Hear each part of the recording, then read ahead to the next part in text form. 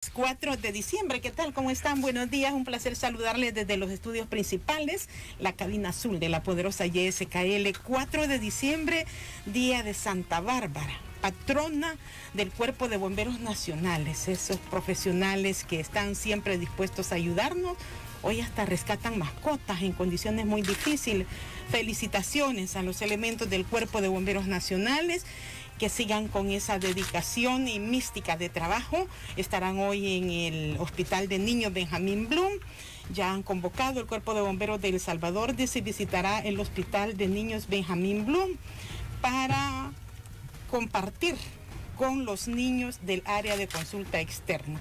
Van ahí a impartir charlas preventivas y también van a entregar material lúdico. La mejor forma de aprender dicen que es a través de este método lúdico, es decir, que con esa forma de juego, pero también hacemos que los niños se posesionen del conocimiento. El viceministro de Transporte, ingeniero Saúl Castelar, nuestro invitado de hoy. ¿Qué tal, viceministro? Buenos días. Muy buenos días, Neri. Muchísimas gracias por la invitación. Siempre es un gusto conversar con usted. Gracias. Y aprovechar la oportunidad para mandarle un saludo a todos los que nos sintonizan. Sí, y a los bomberos nacionales. Especialmente a los bomberos en su día. Así es. Hoy, 4 de diciembre. Nuestro programa es gracias a Cemento Regional, calidad, durabilidad, entrega inmediata y hecho 100% en El Salvador. Eso y más lo encuentras en Cemento Regional, el Supercemento. Viceministro, gracias por estar en la cabina azul de La Poderosa. Gracias a quienes se conectan a través del Facebook Live. Aquí está ya Carolina Guevara con toda la conexión en vivo en nuestra transmisión de Punto de Vista. Viceministro, estuvo usted junto a las autoridades de salud llevando a cabo verificaciones en las unidades del transporte con relación a la aplicación de las medidas sanitarias, de las medidas de bioseguridad. ¿Cuál ha sido el resultado y cuál es la importancia de que nos concienticemos acerca de practicar estas medidas, viceministro? Gracias, Neri. Sí, efectivamente, desde este inicio de semana estuvimos realizando un incremento en las verificaciones que hemos tenido en el transporte público con relación al cumplimiento de las medidas de bioseguridad, y esto debido a que en los últimos días hemos notado un incremento de las llamadas al número 132 con relación a posibles síntomas de COVID. En el caso particular del Viceministerio de Transporte, que también está involucrado en la repartición de los kits médicos, que toda persona que es diagnosticada como potencial persona con síntomas de COVID tiene que recibir de parte del Estado, hemos también notado un incremento en las últimas semanas de estas llamadas y de esta necesidad de repartir estos kits, lo cual nos lleva pues a pensar de que podemos estar ante un inminente aumento de casos.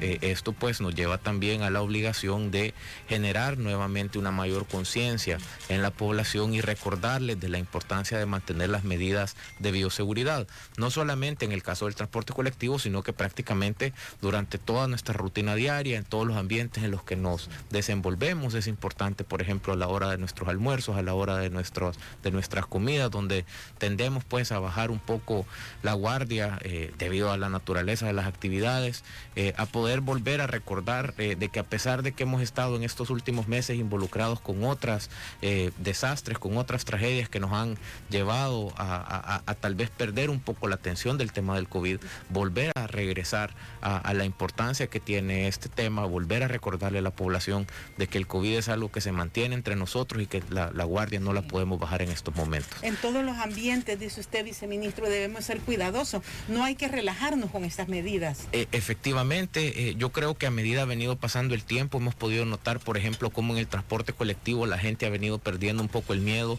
de llenar nuevamente las unidades de transporte.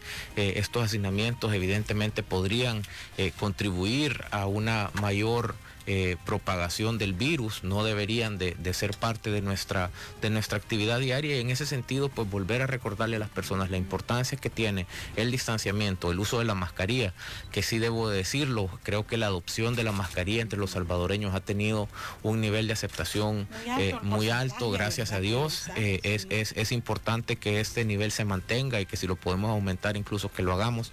Todavía de vez en cuando en la calle vemos algunas personas que no quieren utilizar la mascarilla, mascarilla. Es importante recordarles que en este momento vale la pena apostar por el uso de la mascarilla, más allá de cualquier incomodidad que podamos considerar que la mascarilla nos genera.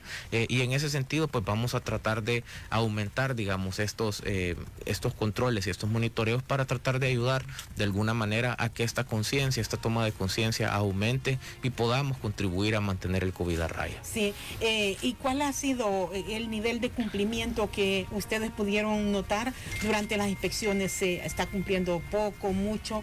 ¿Hay los insumos como alcohol gel en las unidades de transporte? Bueno, nosotros hemos visto un grado de cumplimiento aceptable. Sí encontramos algunas unidades a las cuales se les recordó que es necesario abastecer de estos insumos para que la gente pueda tener opción al alcohol gel. Creo que lo que más nos alegra es que la adopción de la mascarilla dentro del transporte colectivo es prácticamente generalizada. Casi el 100%. Casi el 100%, yo no me atrevería a decir que el 100%, pero sí definitivamente el 95% de las personas adentro del transporte colectivo están utilizando la mascarilla. Esto creo que es el elemento principal. Si unimos la mascarilla a tratar de cuidarnos en el distanciamiento y sobre todo también al lavado de manos y a no tocarnos la cara, creo que estamos cumpliendo de una manera bastante aceptable con los objetivos que perseguíamos al implantar estas medidas en el transporte colectivo. Creo que también se puede mencionar que a partir de la reapertura económica ya por el 24 de agosto, donde ya el transporte colectivo comenzó a operar, pues anticipábamos tal vez un brote o un incremento un poco acelerado de casos que gracias a Dios no se ha dado. Nos hemos mantenido de alguna manera con una evolución de la curva que es la esperada y es hoy hasta el final del año donde estamos notando un cierto incremento un poco más acelerado, que creo que tiene que ver con que, claro, ya estamos pensando en fiestas, ya estamos pensando en tener cuidado, exactamente, ¿verdad? Estamos pensando en terminar un año que ha sido difícil, un año del cual todos quisiéramos tener un recuerdo diferente, pero no podemos en este momento bajar la guardia y a pesar de estos ánimos que tenemos de querer celebrar, creo que es importante mantenernos pendientes y cautos en el sentido de que tenemos que seguir protegiendo a nuestras familias y por lo tanto guardando las medidas de bioseguridad. Sí. Viceministro, hay un componente que también es de alto riesgo, usted le mencionaba en la introducción, esto de las unidades abarrotadas, pero es complejo si uno se pone en el lugar del usuario que necesita cumplir un horario en su trabajo o en su destino a donde se dirige. ¿Qué ha pasado con esto? ¿No han conversado ustedes con los transportistas que se pueda mejorar el número de unidades circulando? Se ha hablado con ellos, nos hemos mantenido en un diálogo con ellos, en algunos casos sí hemos tenido, digamos, bastante aceptación de ellos para poder mejorar estos niveles de servicio. Sin embargo, pues persisten algunos problemas y en otros casos también hemos notado de que a pesar de que la frecuencia y la cobertura en algunos casos es la adecuada, la gente tal vez no planea bien su viaje y por lo tanto opta por subir a unidades que ya van llenas. Creo que como usted lo menciona es un problema complejo, es un problema también cultural, pero vamos a seguirlo monitoreando para ver si de alguna manera podemos también contribuir a que esto se reduzca. Creo que también debemos de mencionarlo dentro de las multas que nosotros podemos poner. Podemos poner multas por exceso de personas en una unidad, sobresaturación de la unidad. Es una de las multas que estamos tratando de aplicar para tratar de hacer conciencia de que no debemos de saturar las unidades. ¿Se han aplicado ya este tipo de infracciones? Hemos estado aplicándolas desde el inicio de la reoperación del transporte el 24 de agosto. Llevamos ya a la fecha alrededor de 7.200 multas impuestas al sector por diferentes causas, dentro de ellas pues el tema de la sobresaturación de unidades, pero creo que es importante también señalar que no podemos aplicar multas por incumplimientos relacionados con medidas de bioseguridad únicamente. Entonces sí es necesario volver a apelar a esta responsabilidad individual que tiene cada salvadoreño de cuidarse y volver a hacer conciencia de que en estos momentos es ese autocuido y esa responsabilidad personal la que puede hacer la diferencia más allá de las colaboraciones que pueda tener el sector transporte o más allá de las multas o llamados de conciencia que podamos hacer desde el Ejecutivo. Estas infracciones o multas que se aplican tienen distintos componentes. Usted mencionaba esto por llevar pasajeros parados o ir sobrecargados, pero también cuál es el registro que tiene de la aplicación que han hecho de infracciones en general por distintas faltas. Como le mencionaba, Neri, pues sí, hasta este momento llevamos alrededor de 7.200 multas impuestas al sector por diferentes causas. Dentro de esto, creo que una de las multas que hemos estado poniendo en los últimos días tienen que ver con el tema del alza al pasaje arbitraria que hemos tenido en algunas rutas, en algunas unidades. Continuamos monitoreando este tema y reiteramos a la población de que los incrementos no son autorizados. La policía está muy al pendiente de poder sancionar y poner las multas correspondientes, y a pesar de este tema, pues tenemos que seguir buscando el monitoreo, el control. Creo que el ancho de banda para controlar, digamos, todas las unidades es el que nos representa a nosotros un reto para poder tener estos mecanismos de fiscalización y evitar estos problemas. Creo que en el corto plazo seguir buscando mecanismos para poder ampliar este ancho de banda y poder mejorar estos procesos de fiscalización nos puede ayudar a controlar estos problemas. Fíjese que hablamos con algunos transportistas, viceministro, y nos dijeron que en el servicio interdepartamental no hay tarifas intermedias. ¿Y qué pasa? Porque yo le decía, pero mire, hay recorridos cortos, o sea, yo puedo viajar. Por ejemplo, un oyente llamaba y decía que él viaja de San Miguel a Santa Rosa de Lima, pero hay otros que no va hasta Santa Rosa de Lima, se queda en San Antonio Silva. Entonces, pero me dice, es que no tenemos tarifas intermedias. ¿Es este el esquema de tarifa? Yo debo de reconocer que sí, ese es el esquema. En muchos casos, la tarifa que está autorizada, y no es una tarifa que hemos autorizado nosotros, la encontramos ya en un tarifario que lleva años de estar establecido, definió, digamos, una tarifa completa para todo el tramo, y la costumbre que ha tenido el sector en muchos casos ha sido la de segmentar, digamos, la tarificación en función de las distancias recorridas. En este momento de COVID, donde de alguna manera la demanda de transporte bajó, donde ellos estaban saliendo, digamos, de un periodo donde no habían operado, pues muchos de los transportistas interurbanos, interdepartamentales optaron por este cobro de tarifa completa.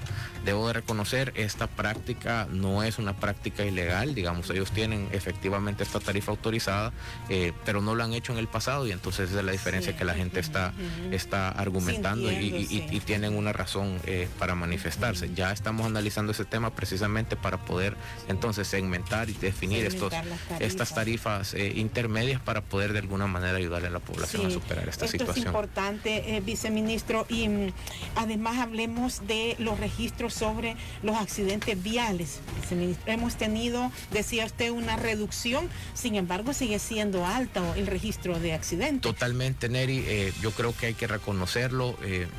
A lo que va del año hemos tenido una reducción de aproximadamente el 30% del nivel de accidentabilidad que teníamos el año pasado. Pero esto únicamente ha tenido que ver con las restricciones de circulación que generó el problema del COVID. La verdad que la congestión y los niveles de circulación en nuestro país, debido a las diferentes restricciones, pues llegaron a ser de hasta el 90% en algunos casos. Hubo días en los que la congestión que nosotros experimentamos en la ciudad, en comparación con los niveles que teníamos hasta hasta mediados de marzo, más o menos, que fue la última época donde pudimos circular y empezamos a tener ya unas medidas más estrictas sobre el COVID, es de prácticamente un 90%. Hubo días donde teníamos un 90% menos de circulación. Evidentemente, al haber menos vehículos, pues la cantidad de accidentes tiende a bajar, pero desde el 24 de agosto sí hemos percibido, digamos, este incremento gradual en el nivel de accidentes y el nivel de fallecidos, y esto realmente es preocupante. Yo creo que debo de decirlo, a estas alturas ya estamos teniendo días en los cuales tenemos que lamentar muchísimos fallecidos. El día de antier, por ejemplo, tuvimos que lamentar 6 fallecidos por accidentes viales. El promedio en este momento está en 3, es decir, era el doble. Un promedio de 3 personas fallecen en accidentes de tránsito cada día en el país. En este momento ya llevamos aproximadamente 910 personas fallecidas este año, contra 1.300 que aproximadamente llevábamos el año pasado a esta fecha. Es decir, sí hay una reducción, pero ese número es explicado única y exclusivamente por esas restricciones de COVID que tuvimos hasta agosto. En este momento otra vez se incrementan estos accidentes, y creo que debe decirse, diciembre tiende a ser siempre el mes más peligroso del año. El año pasado, por ejemplo, Diciembre cerró con 160 personas fallecidas. Esto era pues prácticamente más de 5 personas diarias que perdieron la vida cuando el promedio del año no superaba las cuatro víctimas.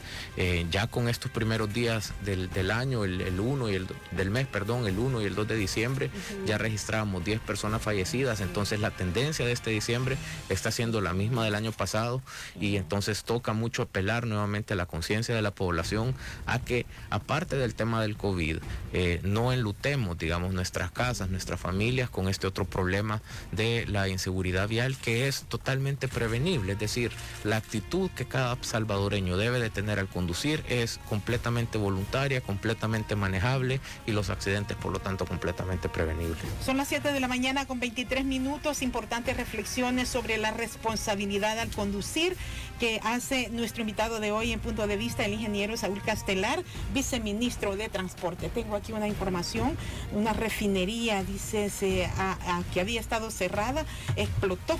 Y esto ha ocurrido en Durban, allá en Sudáfrica. La refinería en la que se originó un pavoroso incendio tiene una capacidad de producción de 120,000 barriles por día.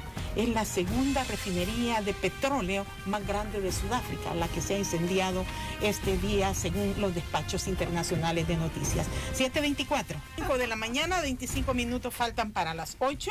Estamos conversando con el viceministro de Transporte, el ingeniero Saúl Castelar. Ingeniero, por definirse también qué pasará con la compensación, porque los transportistas dicen que de ello depende que no se incremente la tarifa del pasaje. Pese a que usted nos explicaba, ya hay sanciones por estos incrementos que ocurren. ¿Qué esperaría usted del marco legal? Este decreto que aprobaron los diputados, ¿tiene elementos que pueden ser retomados o cree que no reúne los requisitos de control? Bueno, Neri, sí nos sorprendió un poco el decreto que la Asamblea aprobó la semana pasada. Este decreto pues está en evaluación en Casa Presidencial en estos momentos, y sí es persistente, digamos, esta situación de no querer incluir ningún tipo de control al tema de la entrega de la compensación. Nosotros pues hemos señalado desde nuestra llegada al gobierno de que hay una falla de diseño en este proceso al no exigir, digamos, que existan al menos controles mínimos para poder verificar que las unidades que reciben esta compensación realmente hayan operado y hayan circulado. Esto es quizás una condición mínima, básica, sensata, ¿me entienden? No estamos exigiendo algo fuera de lugar, y otra vez en esta propuesta que está sobre la mesa, pues ese elemento vuelve a hacer falta, y eso pues llama un poco la atención. Creo que al final todo este tiempo lo que nos ha demostrado es que el tiempo que se dialoga con el sector a veces puede indicarnos que las cosas irán por un determinado camino, pero al final, al llegar a la Asamblea, cualquier cosa puede suceder, como siempre ha sido el caso con este tema del transporte colectivo. ¿Se le da retroactividad, viceministro, a la compensación? Se le da retroactividad. Es un tema delicado de analizar, porque al final darle retroactividad y no poder recolectar dinero para poder hacerle frente a lo que los diputados han definido es un reto y es una complicación para el Estado. Yo hablaba muy claramente con el sector y les decía, a mí me da miedo de que las arcas del Estado no tengan el dinero suficiente para cubrir una compensación que exceda, digamos, lo que se haya venido recabando o los remanentes que hayan quedado del Cotrans. Y creo que en este momento habrá que analizar esa disponibilidad para saber si realmente eso que están pidiendo que se les pague puede ser cubierto de ese fondo. ¿Y tiene algún informe usted, viceministro, de cuánto es la disponibilidad hasta la fecha en que se aplicó el Cotrans? Ese es un tema eminentemente de Hacienda. Hacienda tendrá que ver su disponibilidad en el marco del proceso de evaluación y análisis de este decreto que se hace desde Casa Presidencial. Pues se mandan o se solicitan observaciones a diferentes entes involucrados. Nosotros pues hacemos algunas observaciones sobre el marco técnico y el enfoque más de estructura de este decreto, y en el caso de Hacienda es el que mira la parte de financiamiento y la parte de disposición de fondos. Me da la impresión a mí de que no no puede que tengamos ese problema, puede que no haya suficiente dinero. No solo eso, en el decreto ha quedado que tenemos 15 días para pagar, creo que 15 días para pagarle esa cantidad de dinero que ascendía aproximadamente a 25 millones de dólares a un sector segregado, a un sector donde ni siquiera las cajas únicas por ruta existen, donde hay varios operadores, donde vamos a tener que hacer varios depósitos, varios análisis. Es un poquito complicado y es también un poquito difícil cumplir con esos tiempos. Es decir, la ley tiene varias posiciones en las cuales pues pueden haber problemas para poder cumplirles y darle cumplimiento. Va a ser analizada, el señor presidente tomará la mejor decisión y estaremos a la expectativa de lo que suceda. Y lo que incluye el decreto es el pago de la compensación de $400 por autobús y 200 por microbús. Sí. ¿Y hay algún bono? Porque hacia adelante el nivel de compensación se mantiene en los niveles que usted menciona, pero también se ha incluido un pago upfront al sector consistente en $2.800 para los autobuses y $1.400 para los microbuses. Esto pues tiene que ver con, o es equivalente, digamos, al pago de 7 meses de compensación. Esto donde me imagino que hacen cuentas desde mayo, agosto, septiembre, octubre, noviembre. Hasta noviembre, porque ya diciembre si se sancionaría, se comenzaría con la compensación que recibiría en enero. Correcto. Entonces, ese es el tema en este momento. Habrá que analizar cuál es la decisión que se toma, la disponibilidad de fondos que se tiene para poder hacerle frente a esta propuesta que está sobre la mesa. Sí, el decreto incluye también que se vuelva a aplicar el COTRANS, viceministro. Es necesario y esa parte creo que sí, coincido plenamente. Es necesario que el COTRANS se reactive, es necesario que encontremos los fondos para poder mejorar la calidad del sistema de transporte. Es un elemento que sí es necesario. Creo que el proceso de modernizar, el proceso de dedicar fondos y dedicar recursos a la mejora del transporte colectivo es un proceso necesario, pero tiene que hacerse en un marco de responsabilidad y de transparencia. En ese sentido, pues el hecho de que el transporte privado de alguna manera ayude o colabore con estos procesos de mejora ha sido, digamos, lo tradicional en estos últimos años. Ese COTRANS siempre ha existido y el problema de la retroactividad precisamente recae en que no vamos a poder ir hacia atrás a poder cobrar un impuesto. Entonces eso complica un poco el reconocer también compensaciones hacia atrás para los cuales probablemente no se hayan obtenido fondos para poder hacerle frente a estos pagos. Y financieramente, viceministro, ¿cómo se administran los recursos de este COTRANS que se aplicó hasta julio, fue, verdad? Sí. Y estos fondos permanecen ahí. ¿Qué pasa si cerramos el año 2020 y no se ha definido cómo se va a apoyar la situación de la compensación económica? Justo como usted lo menciona, Neri, los fondos quedan en custodia de Hacienda. En este momento están en Hacienda. No fueron trasladados en su momento al Ministerio de Obras Públicas porque son trasladados en función de las peticiones de pago que se hacen, y estas se pusieron en pausa desde el mes de mayo. Entonces el mes de mayo, junio y algunos días de julio fueron recolectados de COTRANS. Hay que decirlo, el nivel de recolección de COTRANS en esos momentos cayó mucho. Lo mencionamos al inicio del programa, que habíamos tenido hasta una caída en algunos momentos del 90% de los flujos vehiculares. Esto pues es directamente relacionado con los niveles de recolección de COTRANS, que depende eminentemente del consumo de combustible, y desde esa fecha, desde mediados de julio, pues se dejó de recolectar, y entonces los meses que ahora se quieren que se reconozcan consisten en julio, agosto, septiembre, octubre y noviembre, serían meses en los cuales no hubo recolección, y habrá que esperar si se tiene disponibilidad de algunos fondos para poder hacerle frente a este pago. Tengo en la número 2, no sé si me colgó, pero estábamos aquí recibiendo de los permisos escolares, me decía usted. Ajá, buenos días, en la número 2. Buenos días, con permisos escolares. En la 2, Miguel. Hay 2. Hola, 2, 1. Al menos aquí dice 2, no sé si ahí le han dejado otro número. Ahí estamos. Hola, ahora sí, Miguel. El permiso escolar, ¿qué es lo que pasa? Me decía.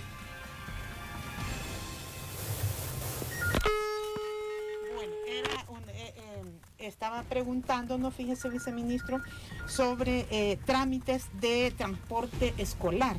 creo que a partir de 2021 se va a ir en una situación semipresencial o cada colegio, en el caso de los colegios privados, van a definir las medidas a tomar. Se tarda mucho, viceministro, dice ella que no le habían renovado su permiso y que pasó todo este año esperando la renovación. Bueno, con el tema del transporte escolar hay algo bien particular y específico. Es necesario contar con el permiso, la autorización del centro escolar que se va a atender para poder renovar los permisos. Debido a la pausa en que entraron los centros escolares en este año, esas autorizaciones en algunos casos no se han obtenido. Algunos de los empresarios sí han entrado en contacto con los centros escolares y esto les han emitido permisos o notificaciones donde los autorizan al momento en que ellos vayan a ingresar nuevamente a operar. Con esta autorización nosotros sí hemos estado autorizando y son las personas que no han conseguido esta autorización las que están ahorita en un impasse. Ese es un tema, la autorización del centro escolar. Ese es un tema que se está analizando, cómo es qué procedimiento se puede hacer, pero quienes han conseguido esa autorización pues no han tenido ningún problema. Viceministro, el CITRAMS, ¿qué va a suceder? Todavía no se reanuda el servicio, tiene características especiales, pero ¿puede haber algún mecanismo protocolar para que se reanude o va a quedar fuera de funcionamiento el CITRAMS definitivamente? Bueno, es un tema delicado por otra vez el tema de la prohibición, digamos, de no llevar personas paradas. En el caso del CITRAMS, la configuración que tiene vuelve necesaria que la mayoría de personas que utilizan este tipo de unidades vayan paradas, una situación que desde salud en este momento no está permitida. Debe decirse que nosotros esperábamos que para estas fechas ya algunas de estas medidas pudieran haberse relajado y que pudiéramos tener desde salud una autorización para llevar un cierto número de personas de pie. Esto no ha sucedido y esto de alguna manera complica un poco la operación de esas unidades. Habiendo dicho esto, nosotros sí tenemos como viceministerio la obligación de pedirle a todo concesionario que opere y la situación de ellos en todo caso es particular y debe de analizarse. ¿Qué es lo que va a pasar al final con CITRAMS? Es un tema que se tiene que definir en el corto plazo. Afortunadamente, para lo que es el tema de servicio y la cobertura, el CITRAMS había venido de más a menos en cuanto a la cantidad de personas que estaba movilizando y por lo tanto no digamos que la cobertura que se tiene de oferta de transporte en este momento pues logra suplir la demanda que el CITRAMS en su momento movía y en ese sentido el servicio pues está cubierto. Sí hay un tema que analizar en cuanto a obligaciones no cumplidas de parte de este operador y ya estamos en ese proceso de presentación de evidencia y dialogando para determinar cuál es el siguiente paso a seguir con ellos. En la número 3 hay otra llamada. Hola, buenos días. Me dice que tiene también un trámite. Usted, adelante, por favor. Hola. Bueno. Hola, buenos días. Ahí estamos, adelante, le escuchamos. Sí, disculpe, mi nombre es José Alfredo Monroy Rivera. Sí, don José Alfredo. Fíjese de que yo ya tiempo quería hacer esta queja para el señor viceministro. Mire, han pasado tantos gobiernos corruptos y en realidad estamos aburridos, y yo en lo personal y mucha gente estamos esperanzados que este gobierno va a arreglar muchas cosas. Fíjese de que yo me iba dándole transporte humildemente, pero honradamente a los habitantes de un cantón. Hola. ¿Cómo se llama el cantón? El cantón se llama Santa Cruz Chacastal, del municipio de Santiago Normal. Ajá, ¿y cuál es el problema que tienen? Vaya, el problema es que mire, desde como en el 2008 que comencé a trabajar yo esto, vengo solicitando permiso para mi camioncito y mire, que yo entro 5 kilómetros donde no hay transporte. Entonces, y hace como 8 años, o unos como 10 amigos míos que ellos han entrado a otro lado, pero en el lugar de ellos había transporte milímetro tras milímetro, transporte de buses, más servicios, pero había, o sea, hay.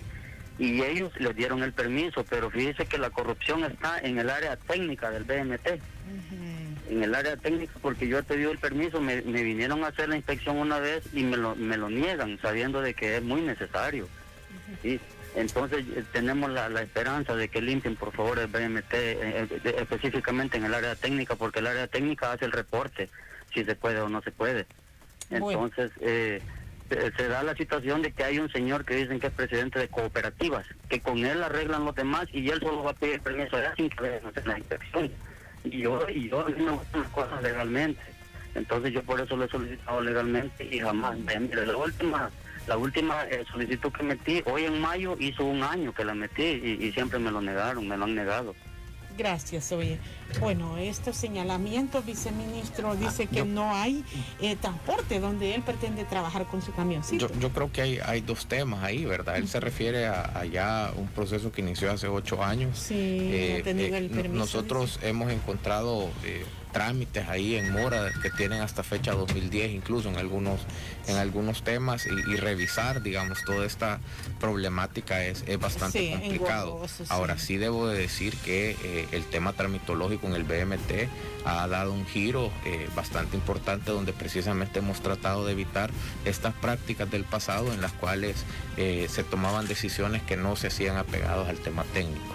En el caso de la parte técnica del viceministerio se está trabajando mucho en renovarla prácticamente por completo. Esa parte de inspecciones ahora está siendo realizada por personas completamente nuevas y consideramos de que eso nos va a ayudar a que de alguna manera estos problemas se vayan superando. Yo creo que el señor también tocó un tema que es delicado y es el tema donde él decía que hay un presidente de cooperativas que hace X o Y cosas. Nosotros queremos ser muy cuidadosos con ese tema de las denuncias y si se puede con nombre y apellido llamar al viceministerio, decirnos exactamente qué es lo que puede estar sucediendo, nosotros vamos a tomar carta en el asunto. Exactamente, no podemos nada más actuar en función de lo que el ciudadano mencionaba en este momento, pero sí decirles completamente que ese tema de corrupción es algo que estamos tratando desde la raíz y que vamos a combatir. Bueno, viceministro, se nos agotó el tiempo. Muchas gracias por habernos visitado esta mañana. Estaremos pendientes a ver qué pasa con el decreto sobre la compensación económica para la próxima semana. Muchísimas gracias a usted, Neri, por la oportunidad. Siempre un gusto nuevamente recordarle a toda la población que nos escucha y nos sintoniza que no podemos bajar la guardia en cuanto a las medidas de bioseguridad y que también en esta época navideña en la cual tenemos un incremento en los accidentes de tránsito, que nos volvamos parte de la solución asumiendo la conducción con respeto y con responsabilidad para evitar ser parte de estas estadísticas tan grandes de la época navideña. Revisen los vehículos, es recomendable porque cualquier falla puede ser también de alto riesgo. Nuestro programa fue una cortesía de Cemento Regional, calidad, durabilidad, entrega inmediata y hecho 100% en El Salvador. Eso y más lo encuentras en Cemento Regional, el Supercemento.